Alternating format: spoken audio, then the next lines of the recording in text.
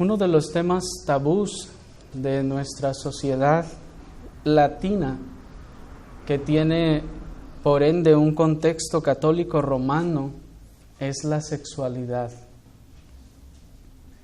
El solo mencionar esta palabra, hermanos, y sobre todo tal vez desde un púlpito, ya debe estar causando cierta incomodidad en más de alguno, tan solo el expresarlo. Pero esa incomodidad, hermanos, que podemos llegar a sentir al escuchar esa palabra, la sexualidad,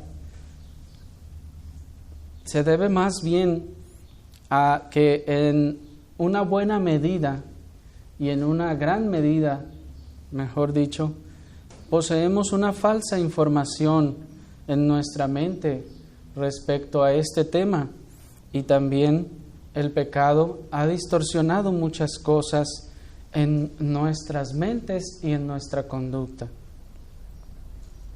Pero si nuestro buen Señor nos ayuda en este día, el día de hoy, veremos que es algo bueno, que es algo santo y que es algo mandado. Acompáñenme por favor a la primera epístola del apóstol Pablo a los Corintios en el capítulo 7, y vamos a leer en el versículo 3.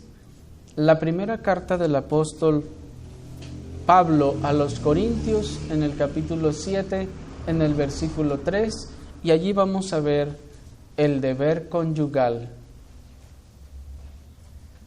Vamos a leer desde el verso 1 para hacer contexto. Miren cómo dice: En cuanto a las cosas de que me escribisteis, bueno le sería al hombre no tocar mujer.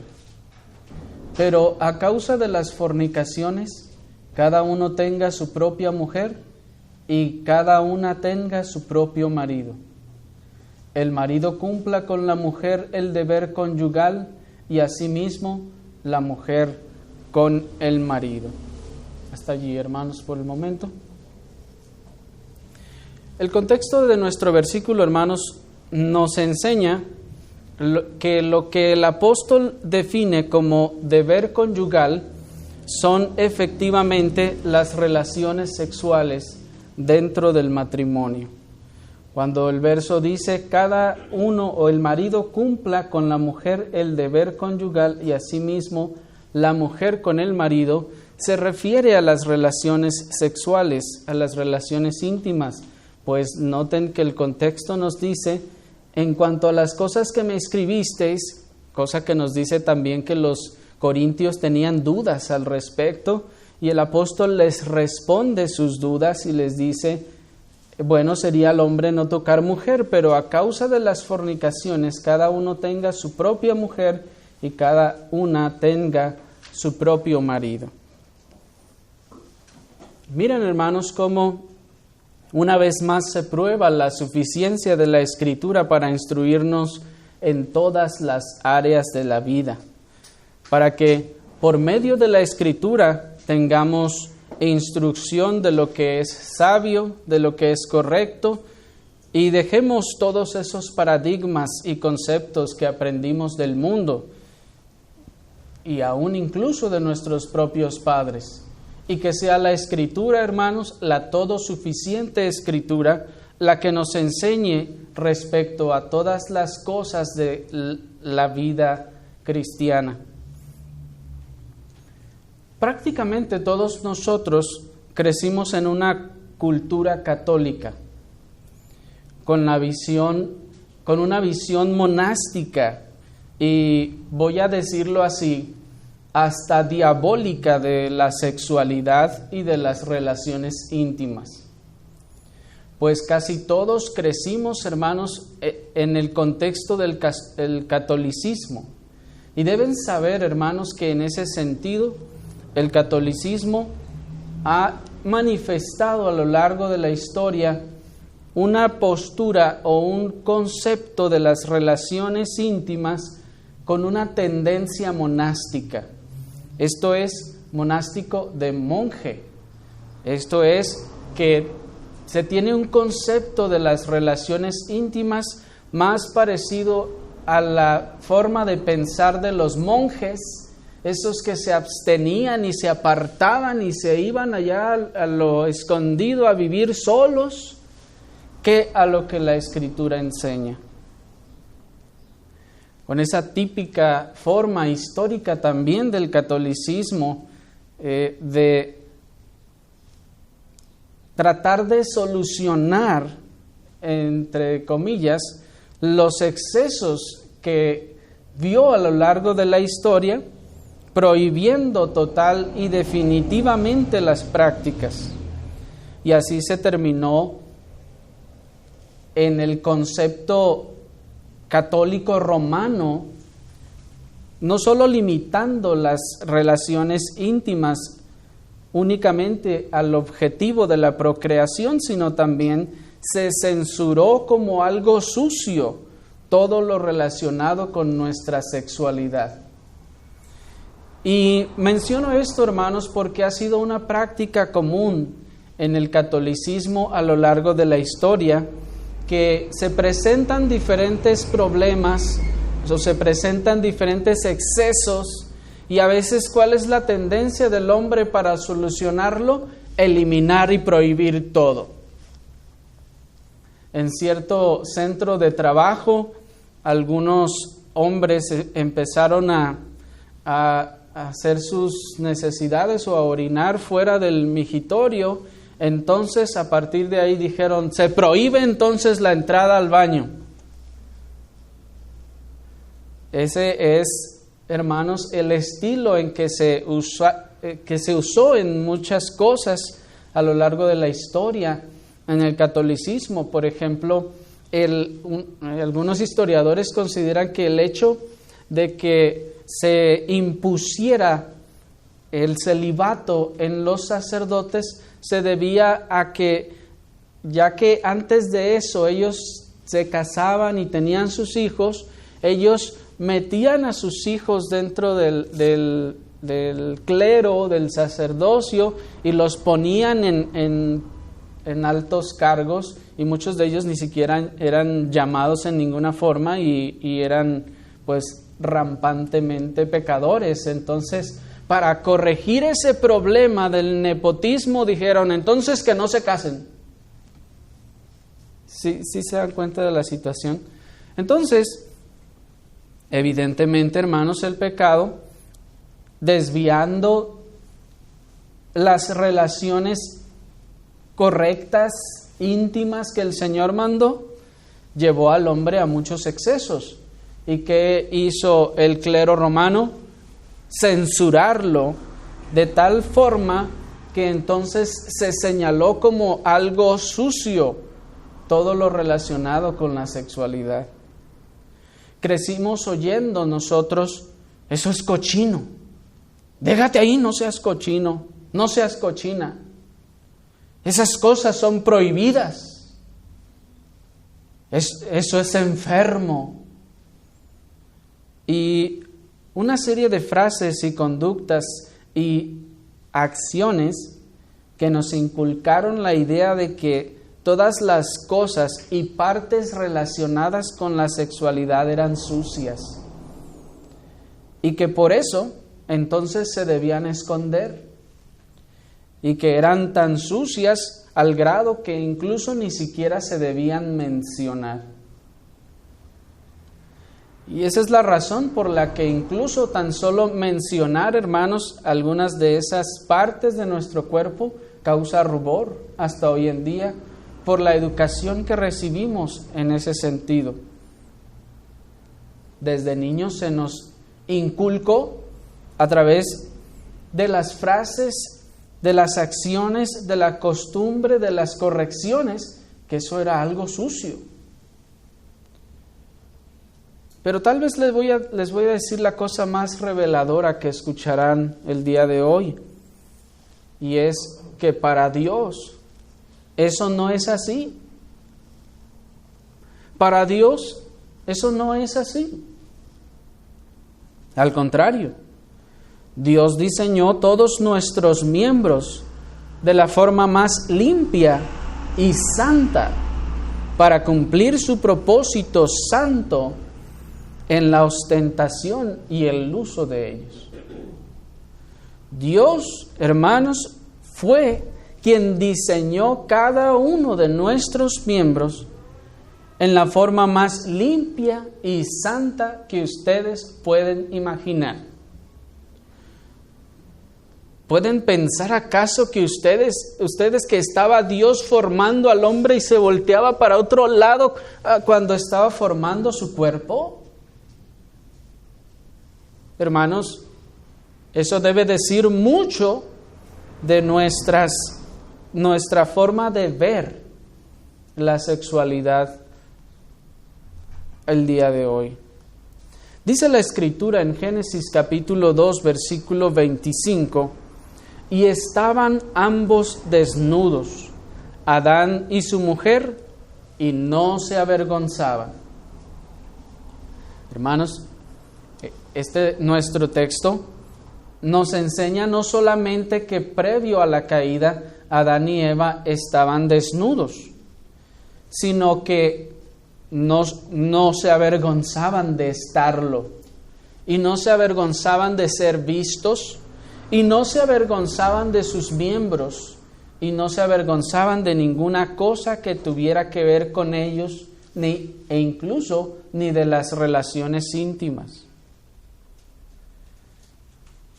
Y de la manera, hermanos, debemos decir que la desnudez en el Edén era tan natural y legítima. Así, en la intimidad matrimonial, debe dejarse de lado, pues, todos los paradigmas y vergüenzas producto de la desinformación y del pecado. Porque el matrimonio, hermanos, y el matrimonio cristiano sobre todo, busca restaurar el propósito de Dios para ellos desde el principio. Y desde el principio, Dios estableció que estuvieran ellos así y no se avergonzaran.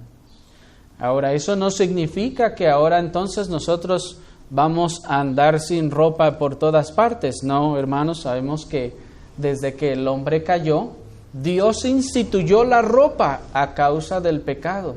De hecho, el hecho de que Dios no haya permitido que solo se taparan con las hojas de higuera, sino que Él proveyó una túnica, es decir, Él proveyó una ropa que cubriera mucho más de lo que Adán y Eva habían procurado cubrir, es, hermanos, también una enseñanza teológica respecto al pecado.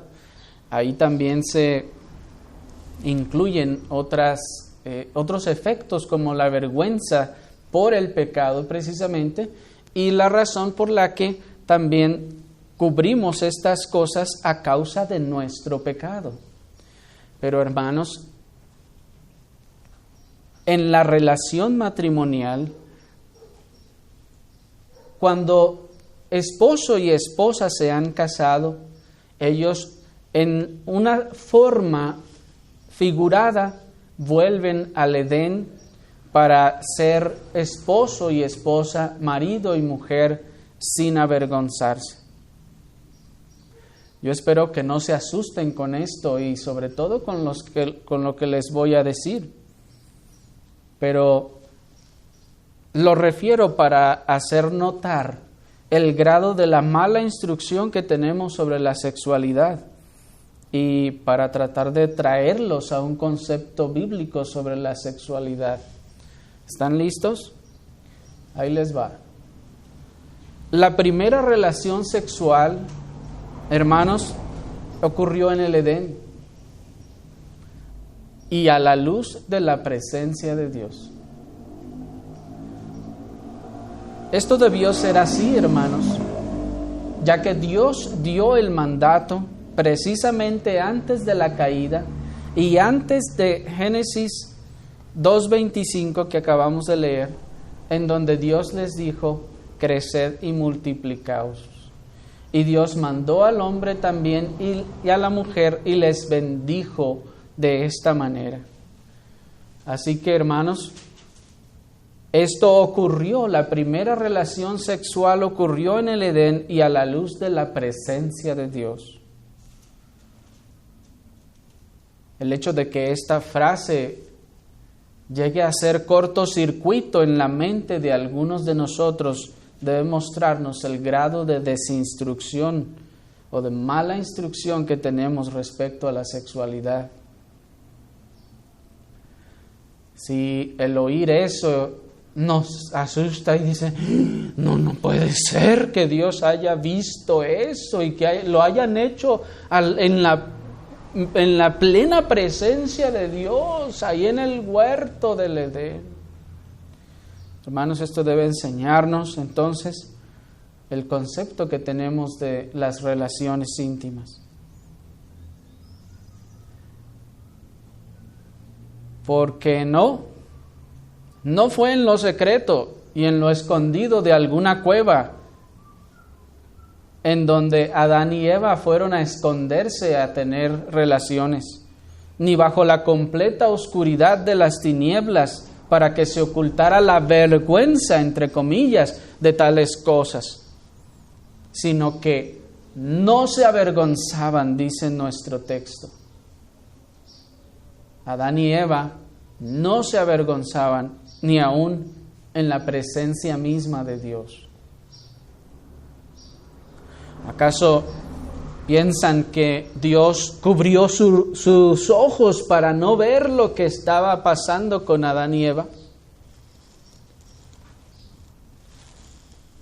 No, hermanos, sino que Dios se complació de ver su obra perfecta, operando y disfrutando de los deleites que Él mismo puso en esta santa unión, y que aún más es figura, es sombra y figura de la unión de Cristo con su iglesia. Así que, hermanos, debemos darnos cuenta de que nuestro concepto de la sexualidad y de las relaciones íntimas es un concepto traído, como les decía al principio, de una perspectiva monástica más que bíblica. Dios se complació ciertamente, pues Dios hizo, hermanos, estas cosas para el deleite y el placer del hombre y de la mujer.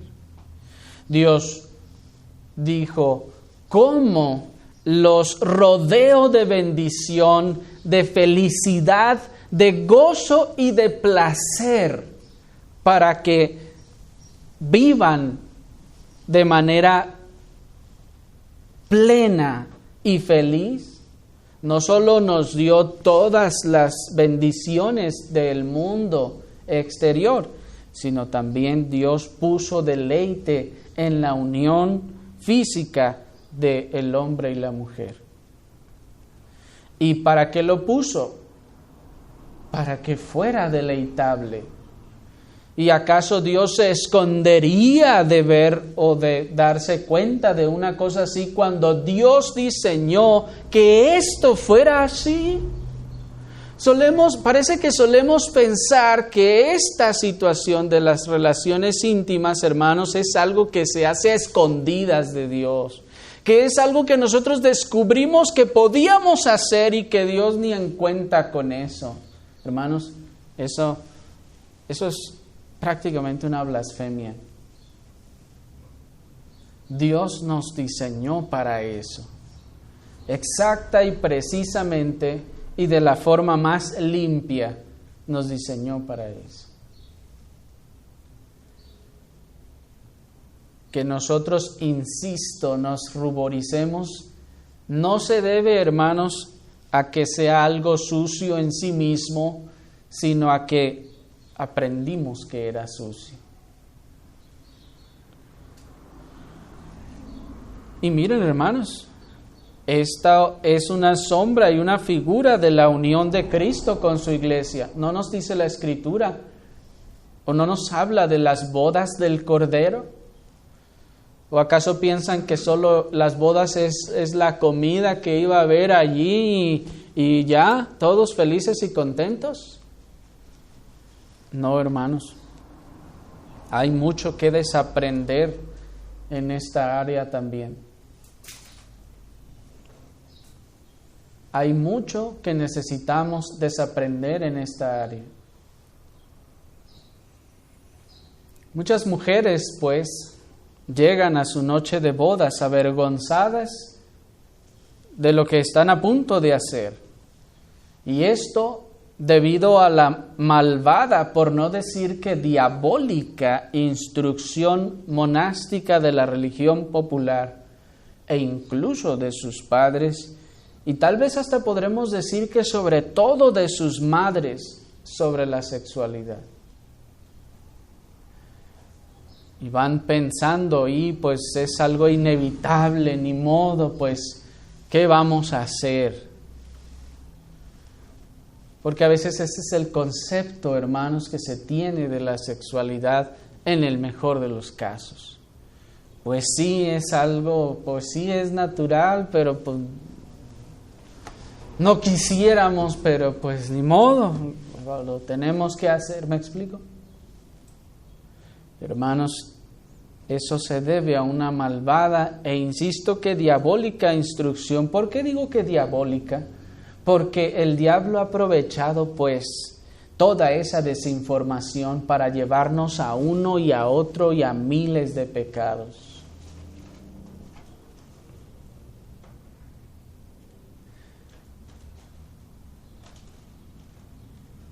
La lamentable consecuencia de estas falsas instrucciones es que ahora todos aquellos que fueron instruidos o fuimos instruidos de esta forma, somos impedidos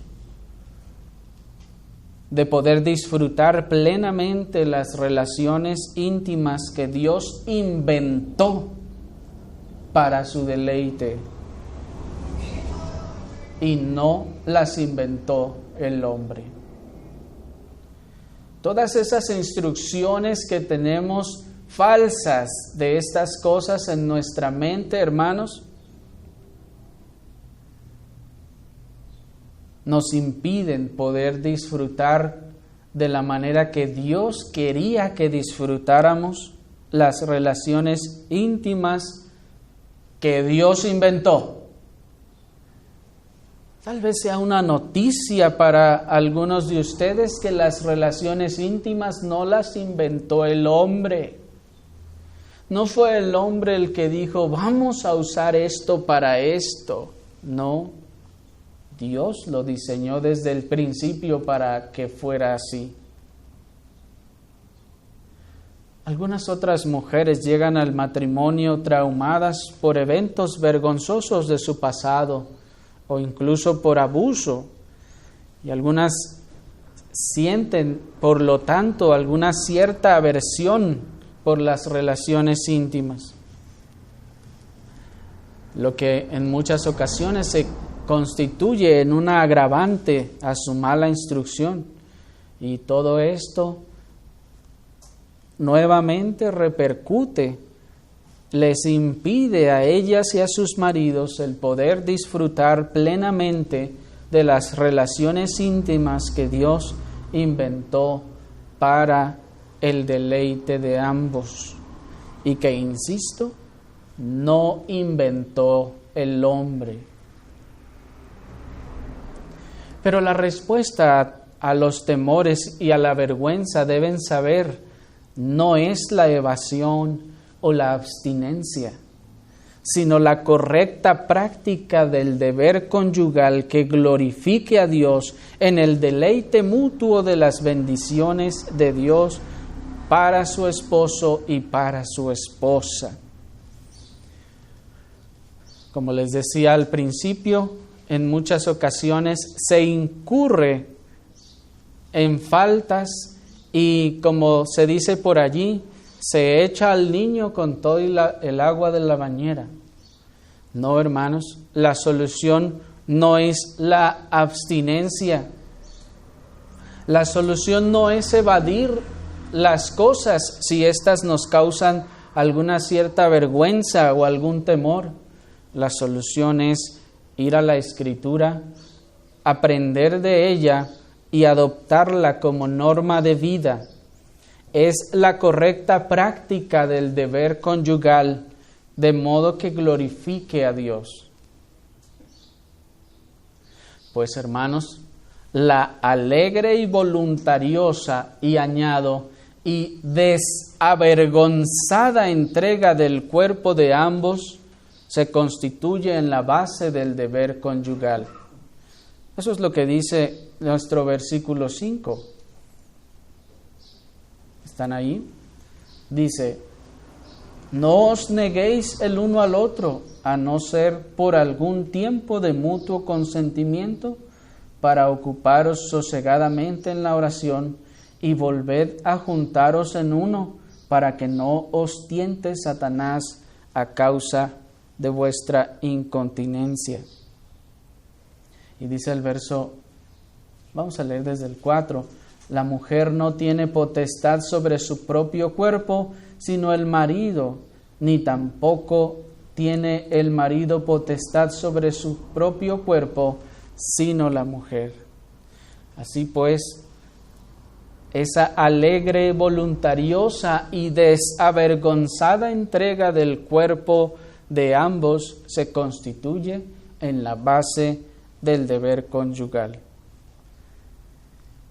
Y en nuestro versículo 4, hermanos, no solo se establece la copropiedad del cuerpo de ambos, sino también la libertad mutua de poder disfrutarse el uno al otro sin temores ni represalias, pues dice el texto, la mujer no tiene potestad sobre su propio cuerpo, sino el marido, ni tampoco tiene el marido potestad sobre su propio cuerpo, sino la mujer.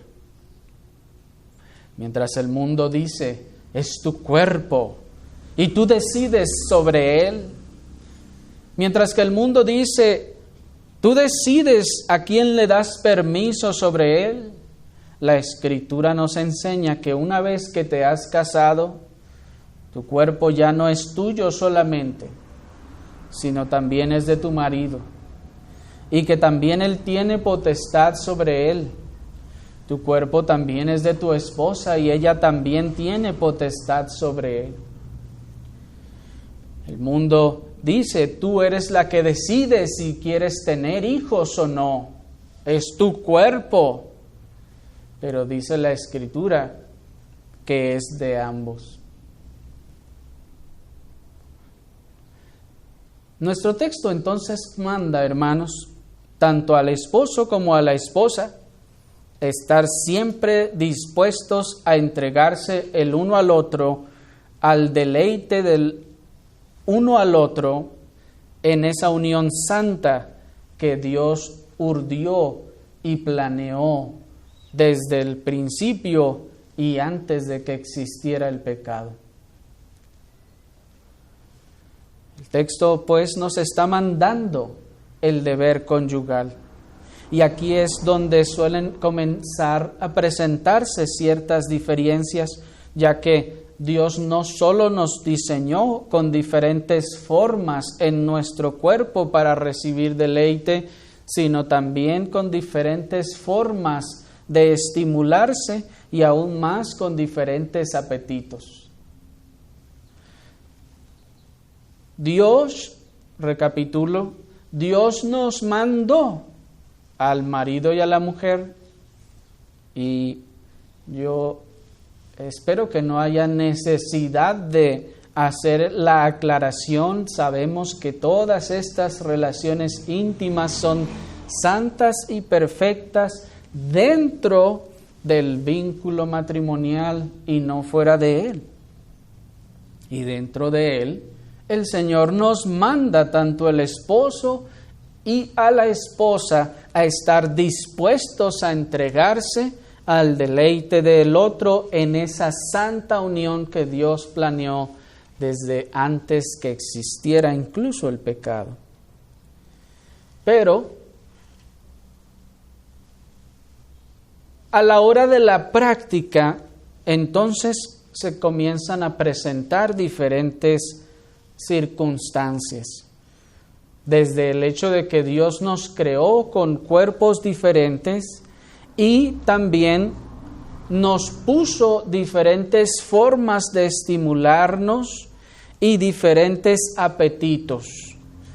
El esposo no debe pensar que la esposa siente igual o de igual forma y viceversa, o que se estimula de la misma forma, o que tienen los mismos apetitos. Es entonces necesario no solo que los conozcamos, sino que los aceptemos y vivamos en consecuencia. Pues de otra manera, el enemigo de nuestras almas podrá tomar ventaja de ellos para ahora sí llevarnos al pecado. ¿Y me siguieron? Si nosotros, hermanos, no tenemos en cuenta estas diferencias y no sabemos tratar con ellas, encaminando todo esto a la obediencia del mandamiento que es cumplir el deber conyugal, entonces, hermanos, podemos estar nosotros abriendo la puerta al pecado. Podemos nosotros estar exponiéndonos al pecado. Y para expresar solo algunas de estas diferencias y tratar, hermanos, de dar algunas orientaciones respecto a cómo tratar con estas cosas, vamos a ver, por ejemplo, que el enemigo de nuestras almas ha sido más astuto en reconocer y explotar las inclinaciones naturales de ambos, pero sobre todo del varón, en torno al área de las relaciones íntimas, de modo que ha podido con esta información llevarlo constantemente al pecado. El enemigo de las almas, de nuestras almas, ha podido reconocer en el varón dos cosas importantes. Uno, que Dios puso mayores deseos sexuales en el hombre que en la mujer, por lo general, no es una regla, pero por lo general. Y en segundo lugar, que estos se despiertan simplemente con la vista. El enemigo de nuestras almas, que sabemos ha vivido mucho más que nosotros, ha podido reconocer, comprender y aprovecharse de eso. Sabe y ha entendido, cosa que probablemente no todas las mujeres han hecho, ha entendido que Dios puso mayores deseos sexuales en el hombre que en la mujer y que estos se despiertan simplemente con la vista. Mientras que muchos hombres y mujeres han pasado su vida esperando y tratando de que sus cónyuges manifiesten una conducta e inclinaciones distintas o parecidas a las de ellos, o procurando que se sientan como ellos, en vez de aceptarlo y aprender a relacionarse en medio de eso, el enemigo sí ha tomado ventaja de todo esto.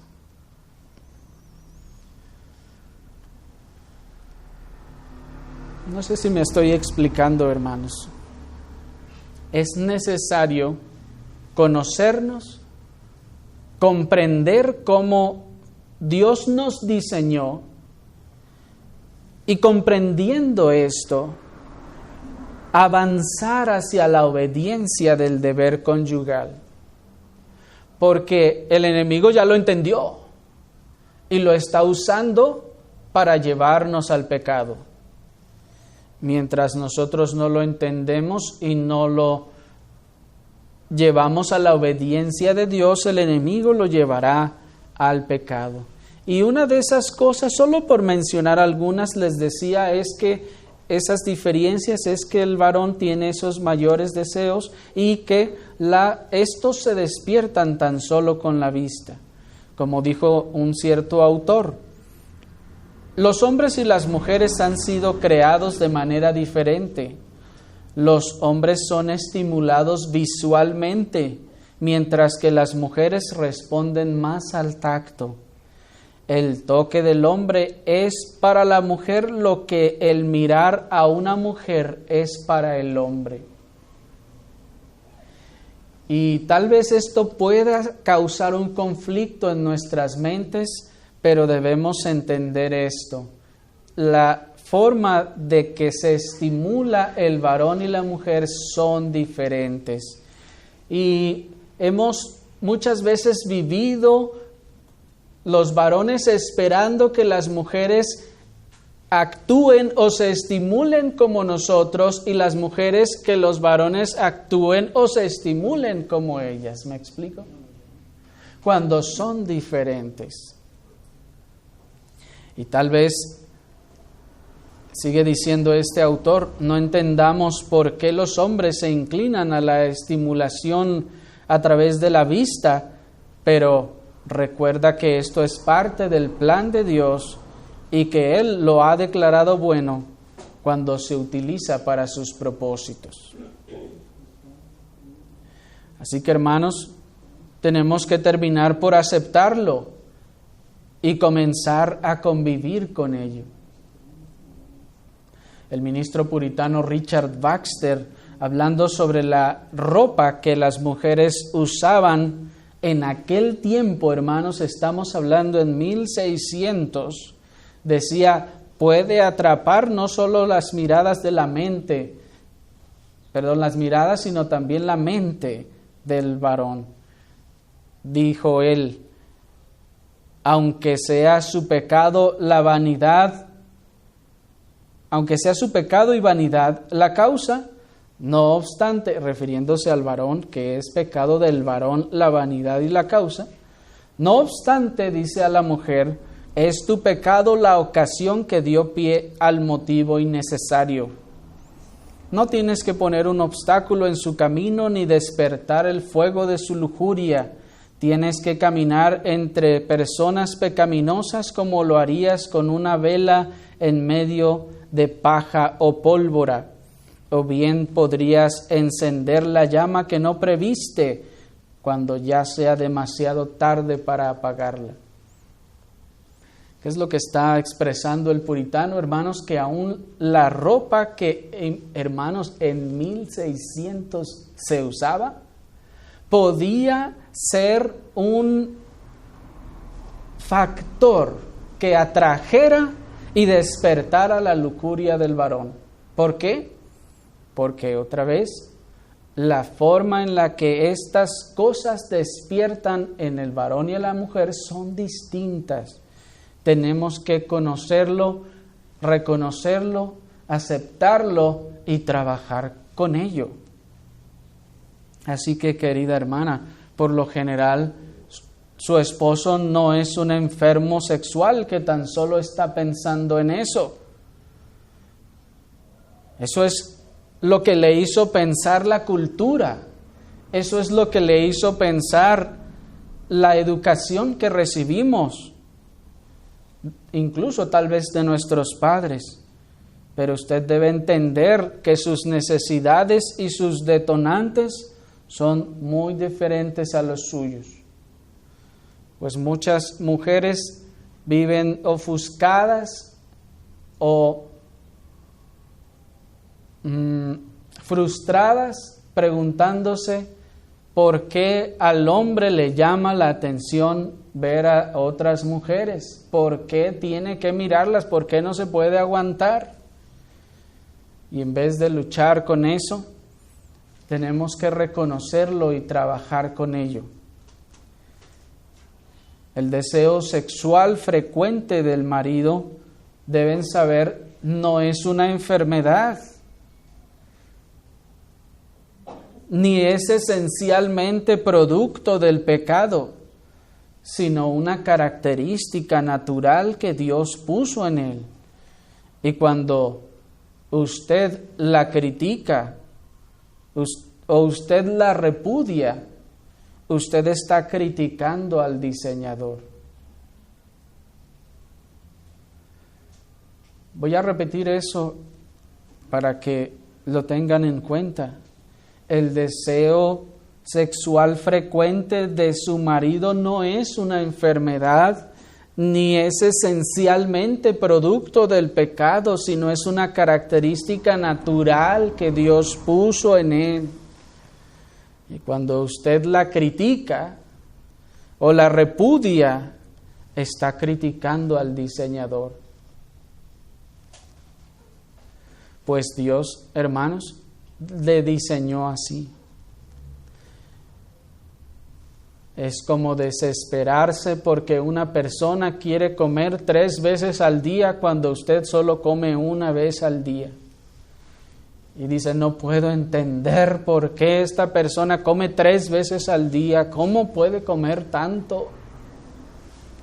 Bueno, en este caso no es, por lo general, no es una enfermedad, sino el diseño que Dios puso desde el principio. Y cuando la mujer repudia o critica estas cosas, está criticando al diseñador, en esencia.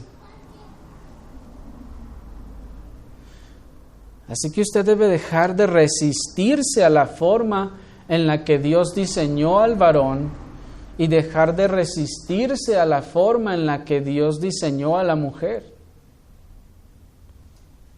Pues el esposo también actúa en forma similar, esperando que la mujer corresponda con esa rapidez, así como lo hace él. Debemos dejar de resistirnos a las formas en las que Dios diseñó nuestros cónyuges. Usted debe dejar de resistirse y de luchar contra los deseos que Dios puso en su esposo o su esposa, y más bien enfocarse en satisfacerlos legítimamente para así cumplir el deber conyugal. Porque, hermanos, ese es el objetivo de nuestro texto, el cumplimiento del deber conyugal.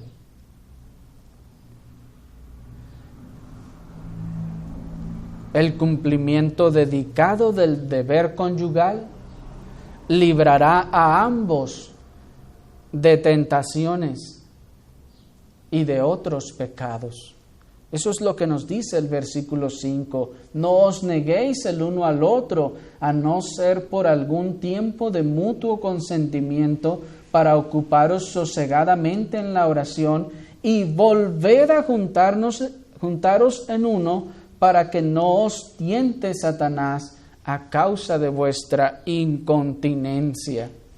Cuando entonces se suspende el deber conyugal, hermanos, el apóstol mismo dice, ya que no somos continentes, sino incontinentes, entonces nos estamos exponiendo el uno al otro a los ataques de Satanás.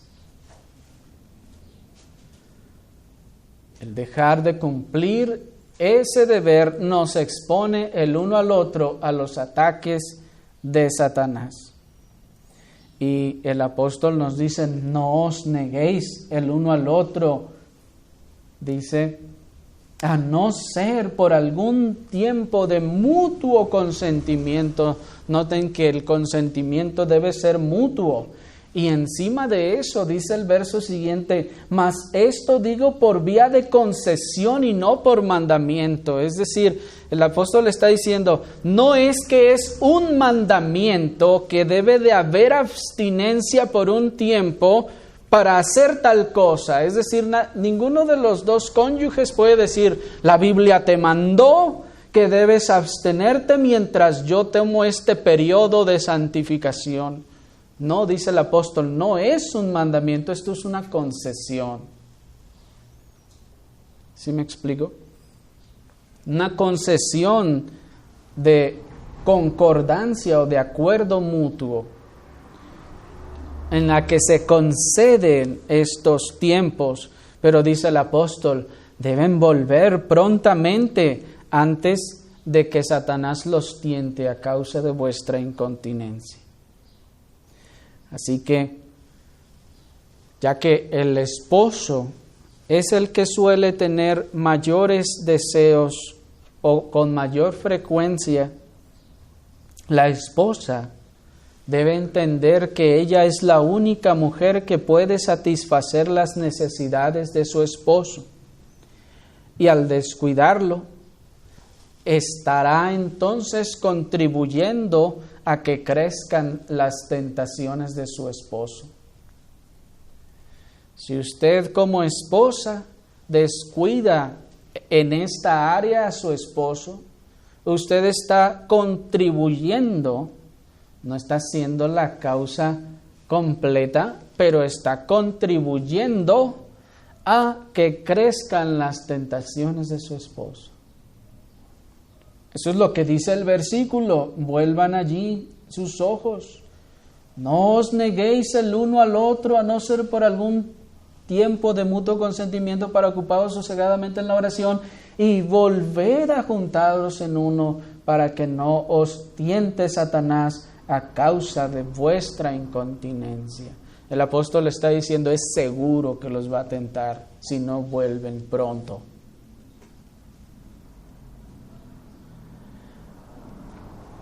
Y hermana, si no olvida que fue Dios quien diseñó que el hombre fuera estimulado por la vista, entonces se dará cuenta de que Satanás se ha encargado de poner un gran campo minado a donde quiera que su marido va, y si usted no se ha propuesto mantenerlo satisfecho, usted está contribuyendo a sus tentaciones. Si no olvida que Dios fue quien diseñó que el hombre fuera estimulado por la vista, entonces se dará cuenta que Satanás se ha encargado de poner un gran campo minado a donde quiera que su marido va. Y si usted no se ha propuesto mantenerlo satisfecho, usted está contribuyendo a sus tentaciones. Sí, esposas, ¿oyeron bien? Una de las tareas de las mujeres cristianas y que las mujeres cristianas aprendían en el pasado a hacer en casa era mantener satisfechos íntimamente a sus maridos.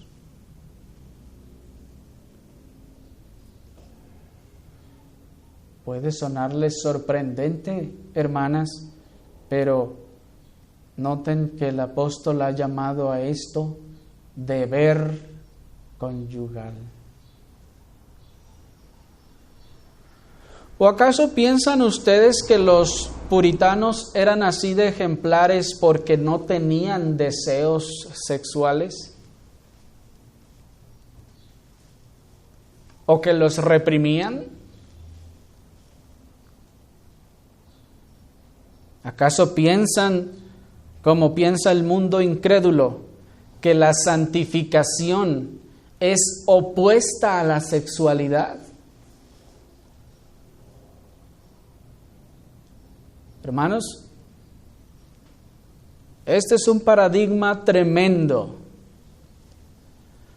¿Es la santificación opuesta a la sexualidad, bíblicamente hablando, o es una idea platónica? ¿O es una idea de la filosofía, incluso tal vez griega o de cualquier otro lugar? Más santo, menos carne. ¿No esa es una idea platónica del platonismo? Entonces tendríamos que pensar que los hombres más santos tienen menos deseos. ¿Acaso piensan como piensa el mundo incrédulo que la santificación y los deseos de intimidad están peleados uno contra el otro? ¿Que son antagónicos? ¿Que son enemigos uno del otro? Dentro del matrimonio estamos hablando.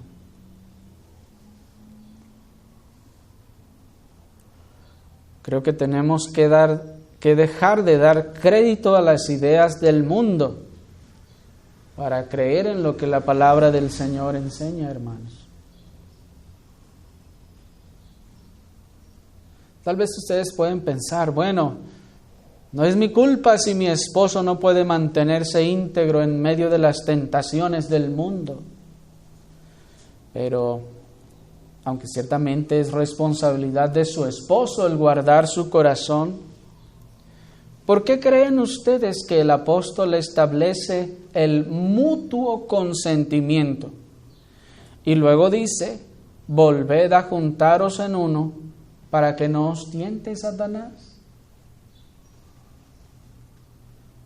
Definitivamente porque hay una corresponsabilidad. Porque el cumplimiento dedicado del deber conyugal librará a ambos de tentaciones y de otros pecados. Miren lo que dice Proverbios 27:7. El hombre saciado desprecia el panal de miel, pero al hambriento todo lo amargo es dulce. Y si ustedes leen el contexto, hermanos, también está hablando de estas cosas. Es una metáfora. El hombre saciado desprecia el panal de miel, pero al hambriento todo lo amargo es dulce.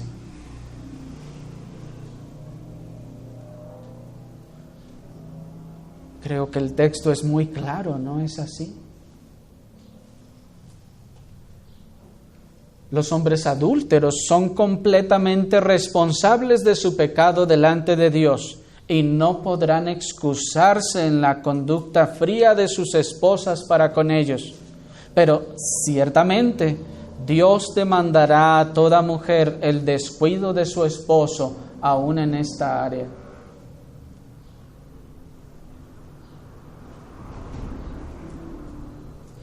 Dios demandará a toda mujer el descuido de su esposo aún en esta área. Pues el remedio, véanlo ustedes, el remedio para las tentaciones de su esposo, Dios lo puso en usted, esposa. Eso es lo que dice Proverbios capítulo 5, versículo 15, 18, 19 y 20. Dice el 15, bebe el agua de tu misma cisterna y los raudales de tu propio pozo. Otra metáfora en la que el hombre sabio le dice al varón, ¿por qué andarás allá con la extraña? ¿Por qué andarás detrás de ella? Si tú tienes tu propio pozo, si tú tienes tu propia cisterna. ¿Ven la metáfora? Porque vas y buscas saciarte allá cuando tienes tu propia cisterna y tu propio pozo. Bebe el agua de tu propia cisterna y los raudales de tu propio pozo. Dice el 18, sea bendito tu manantial y alégrate con la mujer de tu juventud. Como sierva amada y graciosa gacela, sus caricias te satisfagan en todo tiempo y en su amor recréate siempre. ¿Y por qué, hijo mío, andarás ciego con la mujer ajena y abrazarás el seno de la extraña? Ya vimos, hermanos, que estos textos en el original son mucho más explícitos de lo que lo son en la versión 60. El remedio para las tentaciones, pues, de su esposo, Dios lo puso en usted, esposa.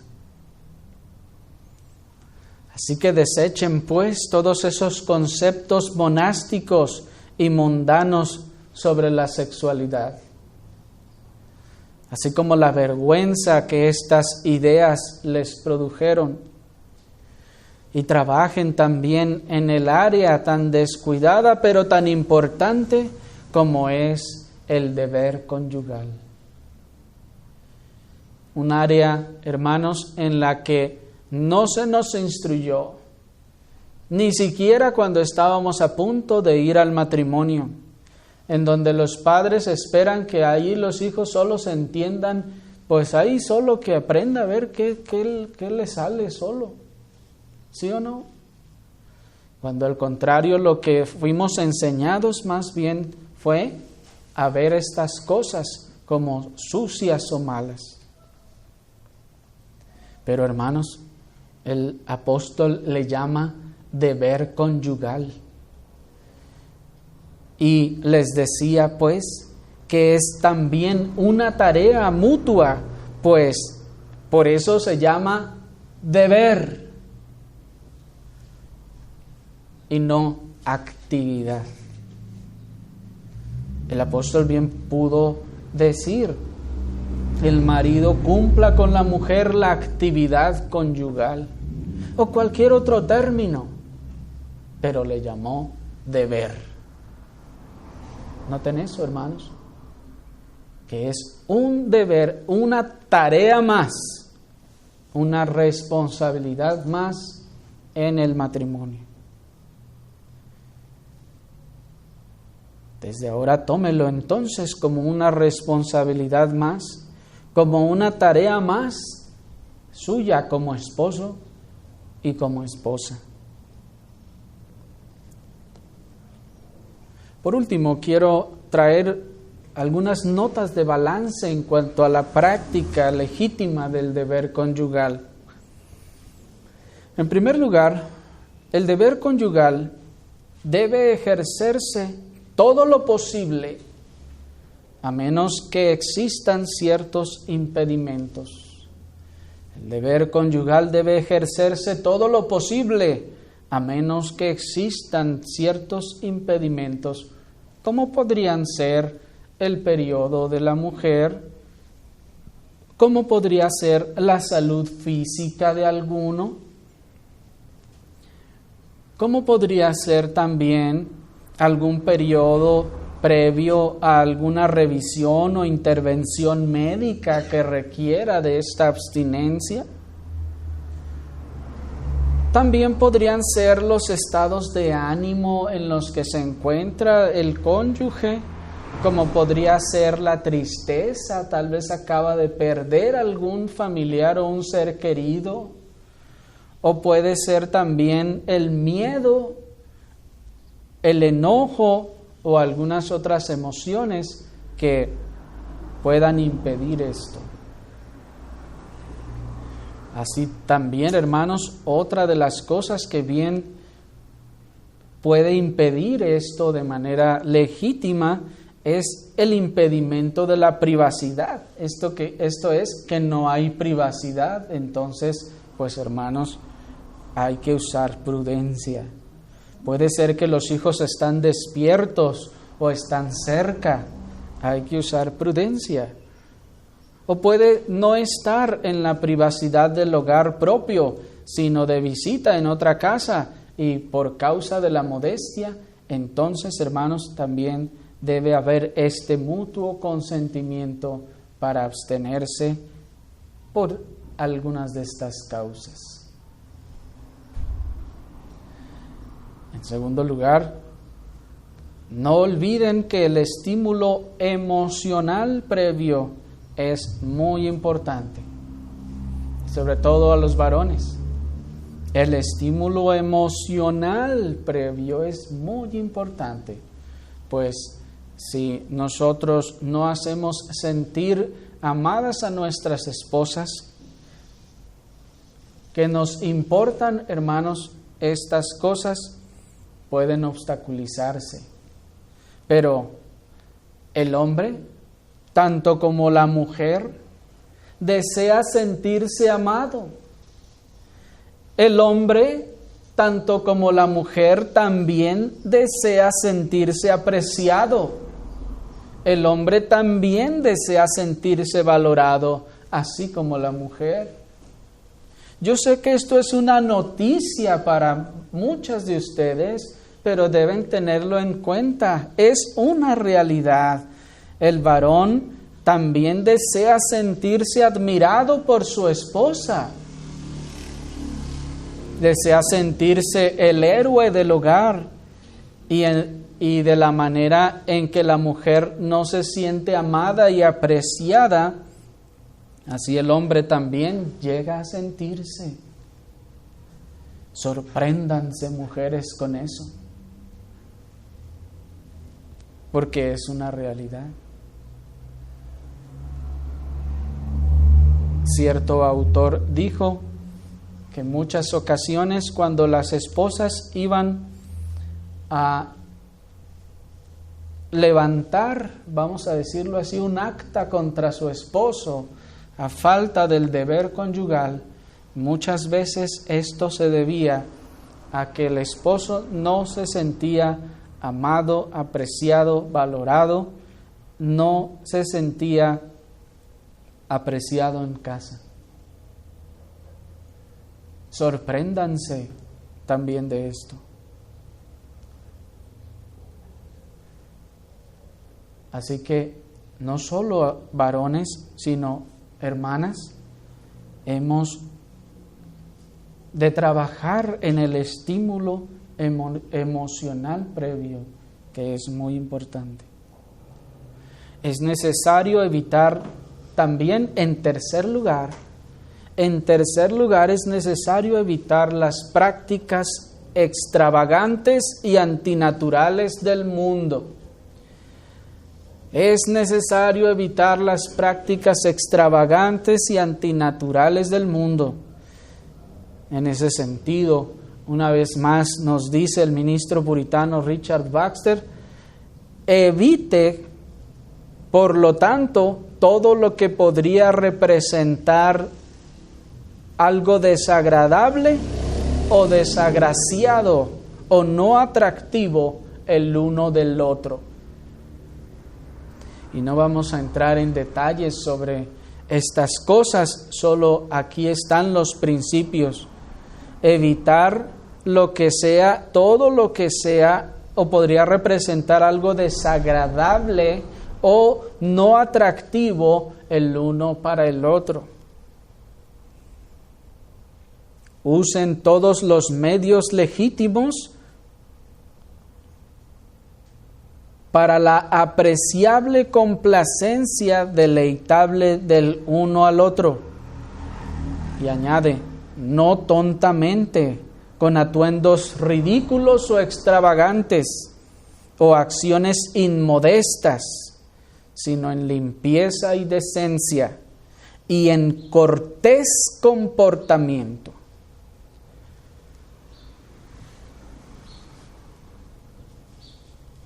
Estos principios, hermanos, también deben de enseñarnos sobre todas las desviaciones del mundo, pues no se trata de venir a traer y practicar las desviaciones del mundo en el hecho matrimonial cristiano.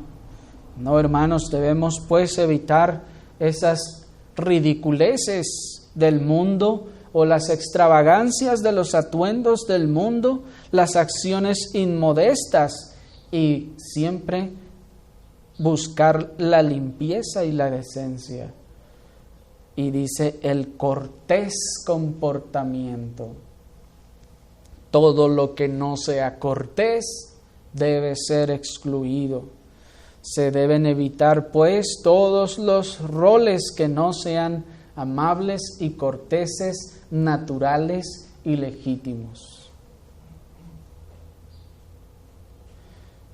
Suciedad, impureza y conducta indecorosa, lenguaje vulgar o lo que sea repugnante en el cuerpo o la mente debe ser evitado como tentaciones que les impedirán ese amor y placer y contentamiento que esposo y esposa deberían tener el uno al otro. Y hermanos, estas cosas son parte de un tratado que uno de los más dedicados de los puritanos escribió respecto a estas cosas. Así que el Señor nos conceda, hermanos, que también en esta área seamos bíblicos, busquemos la obediencia a los mandamientos de Dios. Oremos al Señor.